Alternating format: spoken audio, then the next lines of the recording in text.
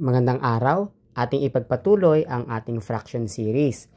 Episode 1 part 3 na tayo ng addition of fractions and mixed numbers. So, gaya ng ating napag-aralan, bago natin i-add ang ating fractions, dapat ay similar muna sila or the same ang kanilang denominator. So, gaya nito. So, parehong 5 ang kanilang denominator. So, ano na ating gagawin dyan?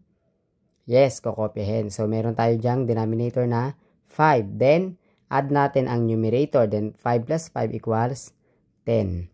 So, kung mapapansin natin, mas malaki yung numerator kaysa kay denominator. Ang tawag dyan ay improper fraction.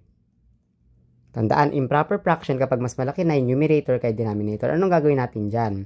So, hindi pwedeng improper fraction ang sagot natin. Ang gagawin natin ay i-divide natin yan. So, 10 divided by 5 equals 2. Yes, ang fraction kasi ay division din. Next, number 2. 8 eighths plus 8 eighths. So, again, tignan muna natin yung denominator.